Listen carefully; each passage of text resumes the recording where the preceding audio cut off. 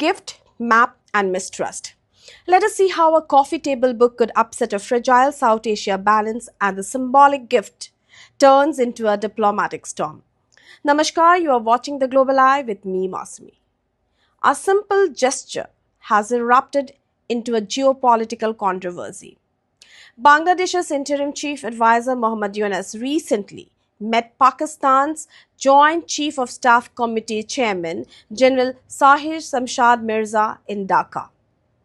During the meeting, Yunus presented a coffee table book titled Art of Triumph, Bangladesh's New Dawn.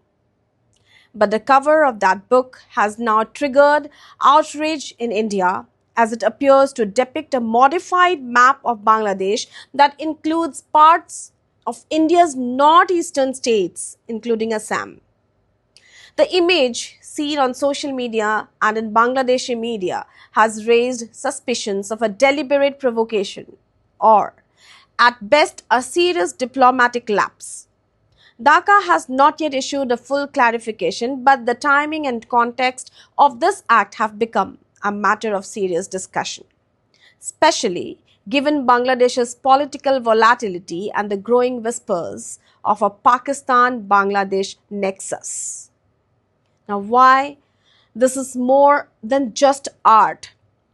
In South Asia, maps are more than mere geography. They are symbols of history, sacrifice, and sovereignty. A depiction suggesting territorial revisionism can ignite nationalist outrage. Even if the image was an abstract design, presenting such a book to a senior Pakistani military official sends a signal that resonates far beyond aesthetics. India, already cautious about the developments in Dhaka since Sheikh Hasina's exit, perceives this act as a symbolic test of boundaries, both literally and politically. Bangladesh's political crossroads, the timing matters a lot. Bangladesh is currently ruled by an interim administration under Mohammad Yunus after months of political unrest. The transitional government has announced national elections for April 2026, but the timing and legitimacy of the poll remain contentious. Opposition forces demand early elections, while Yunus is seen by same as trying to consolidate power and gain international legitimacy. Against this backdrop, any act that distances Bangladesh from India or appears to align with Pakistan can be viewed as a part of a larger political realignment. Is Yunus trying to provoke India? Was this a diplomatic misstep or something more deliberate? There are three suggested possibilities. Those may be domestic signaling. Yunus may be trying to project a strong nationalist image at home, appealing to anti-India sentiments that exist within certain sections of Bangladesh's political spectrum. Gesture to Pakistan must be noted too. The gift, the coffee table book, could be a symbolic outreach to Pakistan's military establishment, possibly to open new diplomatic or military channels, or at least to signal independence from India's regional influence. Is this calculated provocation? Some believe the move is a test of India's tolerance, a subtle way to gauge New Delhi's reaction while fostering Pakistan's goodwill. Either way, the act cannot be dismissed as mere coincidence. In politics, symbols speak louder than words.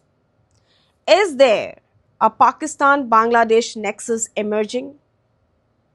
While there is no official confirmation of any strategic alliance, warning signs are visible. Military-level visits, revived trade discussions, and an uptick in Pakistani cultural diplomacy toward Dhaka suggest a thaw in relations.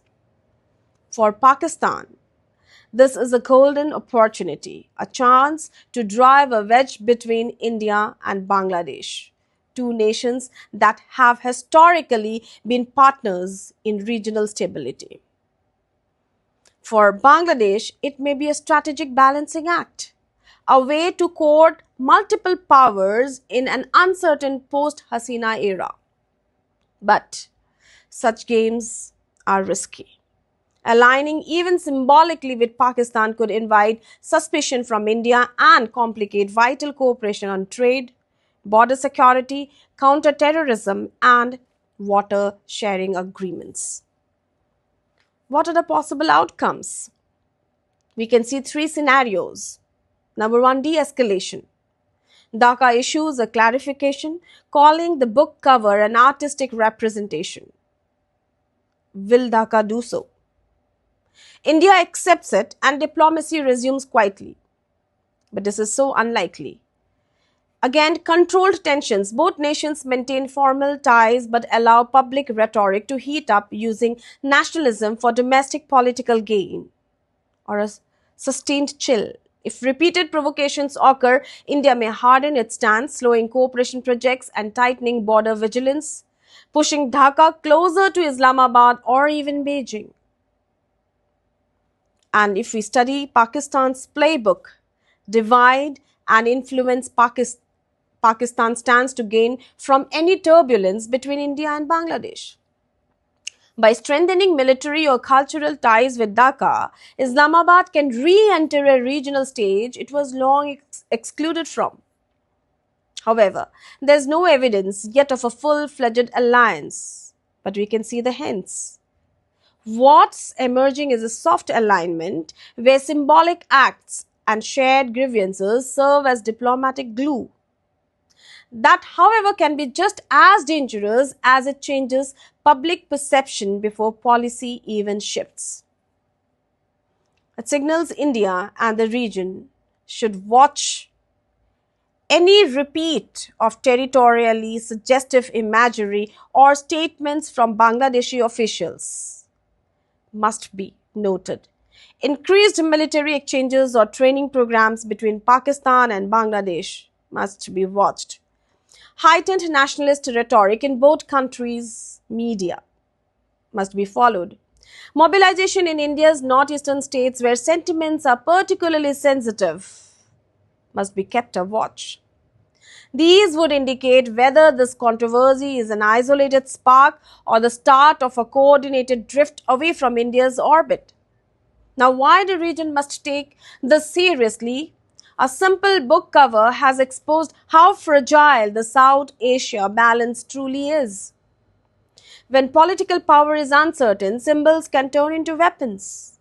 This Yunus controversy is a reminder that in the theater of geopolitics, even a gift can be loaded with intent.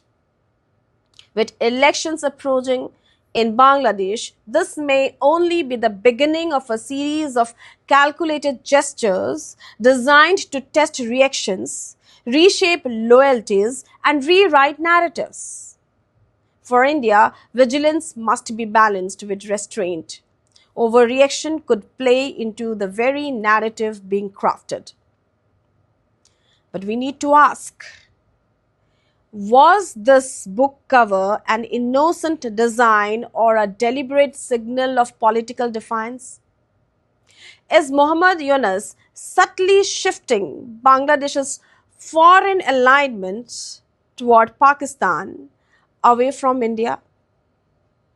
Could Pakistan be using soft diplomacy to regain lost ground in South Asia through symbolic influence rather than formal pacts?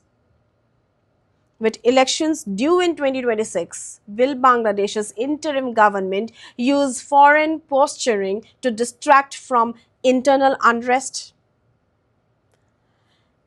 And most importantly, how can India respond without strengthening anti-India sentiment in Dhaka? Think about it. For more updates and insights, keep watching The Global Eye.